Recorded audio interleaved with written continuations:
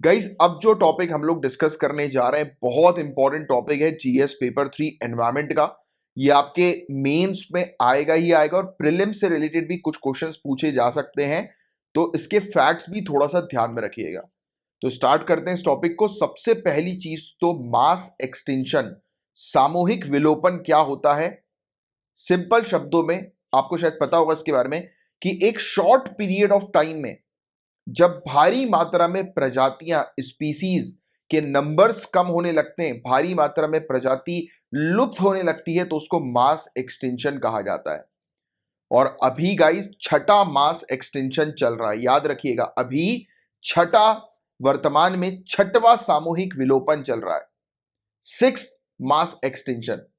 और सभ्यता के अस्तित्व के लिए सबसे गंभीर एनवायरमेंटल थ्रेट में से एक ये साबित हो सकता है, पर्यावरणीय खतरों में से एक ये साबित हो सकता है, सबसे गंभीर, मोस्ट सीरियस एनवायरमेंटल थ्रेट ये सिविलाइजेशन के लिए।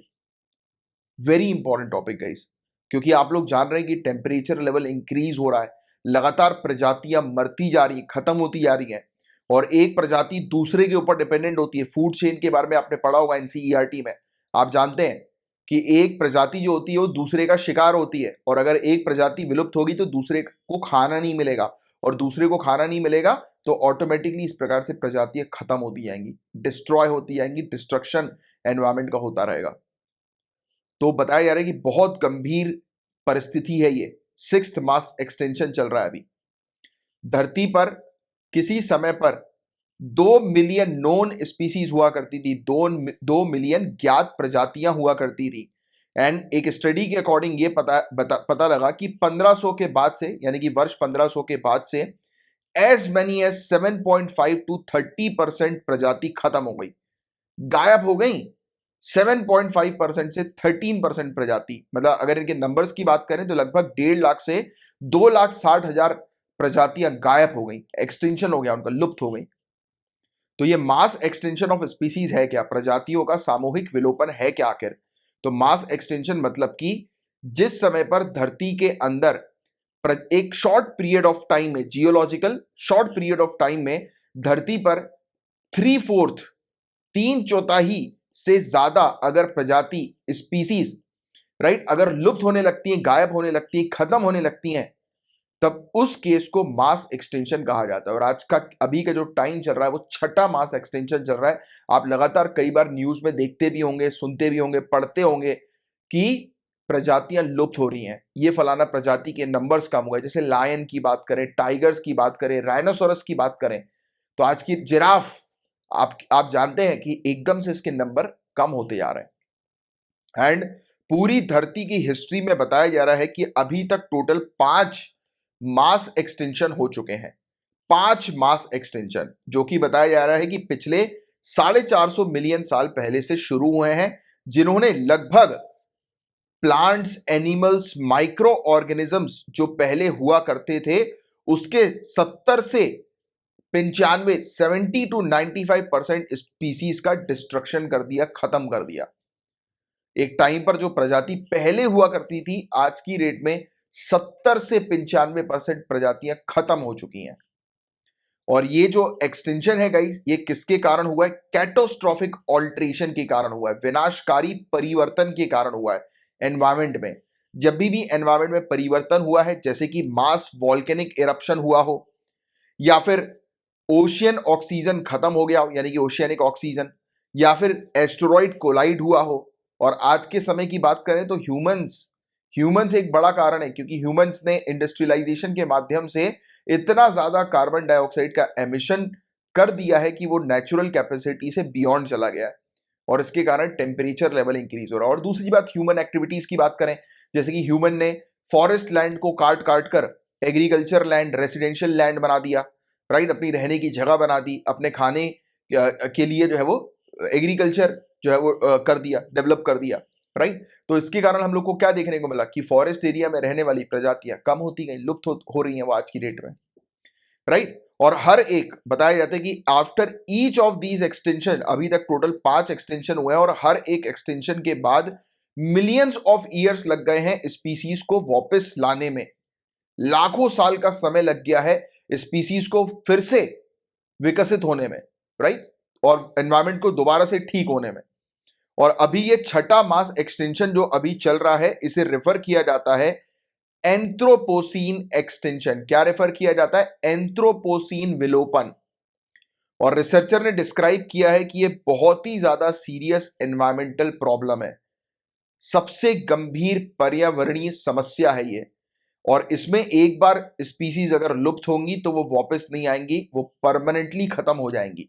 तो ये एक बड़ी चीज है, इशू है। और why it is attributable to humans, इसके लिए मानव क्यों उत्तरदायी है, मानव क्यों जिम्मेदार है? तो आपको बता देगा इसकी स्पीसीज का लॉस होना शुरू हो गया है जब से ह्यूमन एंसेस्टर्स ने एग्रीकल्चर डेवलप किया, जब से कृषि का विकास जब मानवों के द्वारा किया गया, मानव पूर्वजों के द्वारा किया गया, उसके बाद से ही हमने देखा, यानी कि लगभग 11,000 साल पहले से बहुत तेजी से स्पीसीज जो है वो लुप्त होना शुरू हो गई, बहुत तेजी से। क्योंकि ह्यूमन की पॉपुलेशन इंक्रीज हुई, लगभग 1 मिलियन से 7.7 बिलियन हो गई। ह्यूमन की पॉपुलेशन इंक्रीज हुई तो ऑब्वियसली बात है फूड की रिक्वायरमेंट है ह्यूमन को, और फूड के लिए ह्यूमन ने क्या किया? एग्रीकल्चर लैंड जो है वो डेवलप करना शुरू कर दी, बनाना शुरू कर दिया, फॉरेस्ट एरियाज को काटना शुरू कर दिया। 400 वर्टिब्रेट स्पीसीज से भी ज्यादा स्पीसीज जो है वो पिछले 100 सालों में खत्म हो गई हैं। और नेचुरल, अगर हम लोग evolution, normal course of evolution की बात करें, क्योंकि आप जानते हैं कि ये प्रक्रिया नेचुरल होती है कि स्पीसीज जो है वो इवॉल्व होती है, खत्म होती है, राइट, तो ये सब नेचुरल प्रोसेस भी होती है।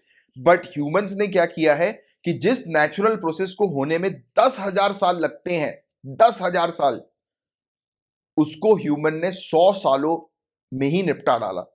100 ईयर्स में 400 वर्टिब्रेट स्पीसीज खत्म हुई हैं, 400 से भी ज्यादा। और इतनी ज्यादा मात्रा में स्पीसीज को खत्म होने के लिए 10,000 साल लग जाते हैं, नॉर्मल कोर्स ऑफ इवोल्यूशन में की बात अगर हम लोग करें तो। और इसको 1 सेंचुरी में, मतलब 100 सालों के अंदर ही इसको निपटा डाला। और एक सैंपल देखा जाए 177 स्पीसीज का, 177 स्पीसीज का, लार्ज मैमल्स का, तो ज्यादातर ये खत्म हो चुकी हैं। मोर देन 80% इनकी जोग्राफिकल रेंज जो है वो गायब है, एंड है पिछले 100 सालों में। और 32% से भी ज्यादा, यानी कि अगर 27,000 वर्टिब्रेट स्पीसीज की बात करें तो इनमें से 32% से भी ज्यादा इनकी पॉपुलेशन में डिक्लाइन हम लोग को नजर आया है, देखने को मिला है। काफी सारी प्रजाति तो आज की डेट में एंडेंजर्ड कैटेगरी में हम लोग को देखने को मिलती है, लुप्त प्राय या विलुप्त होने के कगार पर पहुंच गई है, काफी सारी एक्सटेंशन के कगार पर पहुंच गई हैं, लुप्त हो गई हैं, राइट। तो ऐसी स्थिति हम लोग को आज की डेट में देखने को मिल रही है। और उसका कारण क्या है? लीगल और इलीगल वाइल्ड लाइफ ट्रेड, वैध और अवैध वन्यजीव व्यापार, ये सबसे बड़ी एक वजह हम लोग को देखने को मिल रही है कि स्पीसीज इतनी तेजी से गायब हो रही हैं। काफी सारी स्पीसीज जो है वो रिलेटिवली सेफ हम लोग को देखने को मिली है, पिछले 10-20 सालों में सेफ थी वो, और आज की डेट में वो एंडेंजर्ड कैटेगरी में आ गई है, अब लुप्त प्राय हो चुकी हैं, जैसे कि चीता हो गया, लायन हो गया, जिराफ हो गए। And as few as 20,000 lions left in the wild, आज की डेट में 20,000 से भी कम शेरों की संख्या हम लोग को देखने को मिल रही है, मात्र 20,000 से भी कम। और चीतों की बात करें तो 7,000 से भी कम है ये। और जायंट पांडास की बात करें तो 500 से 1,000 ही बस बचे हैं ये।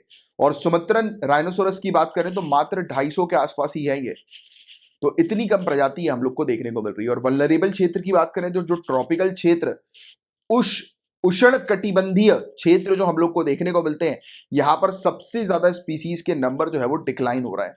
साउथ और साउथ ईस्ट एशिया की बात करें तो वहां पर लार्ज बॉडी स्पीसीज जो मैमल्स की हम लोग को देखने को मिलती है, यानी कि बड़े आकार की स्तनधारी प्रजाति जो हम लोग को देखने को मिलती हैं, ये मतलब 4/5 से भी ज्यादा जो है वो इनकी हिस्टोरिकल रेंज की अगर हम लोग बात करें, यानी कि पहले के पीरियड की बात करें, तो ये नष्ट हो चुके हैं।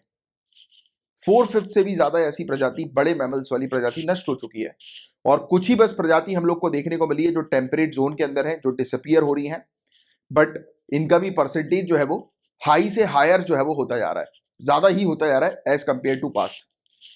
और as many as half of the number of animals that once shared our planet are no longer here. 50% से भी ज्यादा ऐसी प्रजाति हम लोग को एनिमल्स की देखने को मिलती हैं जो पहले धरती पर हुआ करती थी, वो अब नहीं है।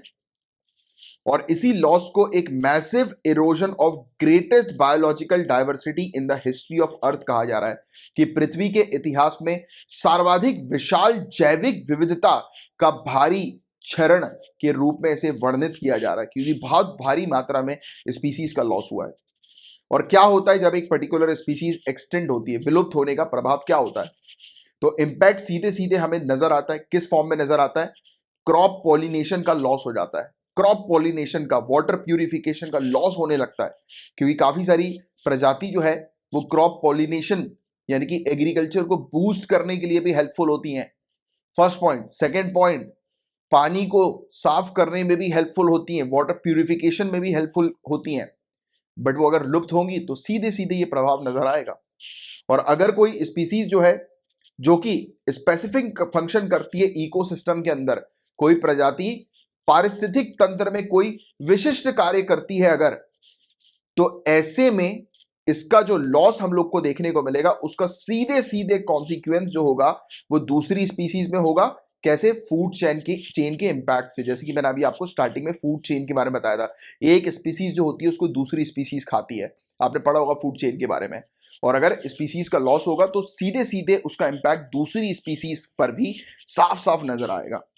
और जो इफेक्ट्स हम लोग को एक्सटेंशन का देखने को मिलता है ये और भी गंभीर आने वाले दशकों में होगा, डिकेड्स में होने वाला है। इसके कारण जेनेटिक और कल्चरल वेरिएबिलिटी जो है वो नजर आएगी, जो कि पूरे के पूरे इकोसिस्टम को जो है वो बदलेगी, उसमें परिवर्तन जो है वो करेगी, राइट। और जब किसी आबादी या प्रजाति में सदस्यों की संख्या बहुत कम हो जाती है, जब भी किसी स्पीसीज के जो इंडिविजुअल है यानी कि उसकी पॉपुलेशन के इंडिविजुअल के नंबर्स में अगर ड्रॉप होता है तो पारिस्थितिक तंत्र के कार्यों और सेवाओं में इसका योगदान महत्वहीन हो जाता है तथा इसकी आनुवंशिक परिवर्तनशीला और लचीलापन भी कम हो जाता है, जिससे मानव कल्याण में इसका योगदान समाप्त हो सकता है। देखो सिंपल सी चीज ये है, आप जानते हैं कि एक स्पीसीज दूसरे के साथ कनेक्टेड है। अगर इस पर्टिकुलर एनवायरमेंट पे कोई भी अगर स्पीसीज लुप्त होगी तो सीधे सीधे उसका इंपैक्ट दूसरी स्पीसीज के ऊपर पड़ेगा ही पड़ेगा, और अल्टीमेटली कहीं ना कहीं ह्यूमन पर इसका बड़ा इंपैक्ट पड़ सकता है। तो इसलिए आज की डेट में ह्यूमंस को कंसर्न, चिंता लेने की आवश्यकता है कि जो स्पीसीज अगर एंड हो रही हैं तो ह्यूमन को कंट्रीब्यूट करना है इस स्पीसीज को, इस एनवायरनमेंट को दोबारा से प्रोटेक्ट करने के लिए। क्योंकि अगर ये सब चीजें लगातार ऐसी हम लोग इग्नोर करते रह गए तो कुछ नहीं बचेगा, सब खत्म हो जाएगा, right. Everything will going to end, right. चलो एनीवेज ये था गाइस पूरा ओवरऑल टॉपिक। उम्मीद करता हूँ कि बहुत अच्छे से ये 6th मास एक्सटेंशन का टॉपिक आपको समझ में आया होगा। और मेंस में अगर इससे रिलेटेड क्वेश्चन आता है तो आप एज इट इज जो मैंने आपको पॉइंट्स बताए वो पॉइंट्स मेंशन करिएगा, आपको बहुत अच्छे मार्क्स मिलेंगे, राइट।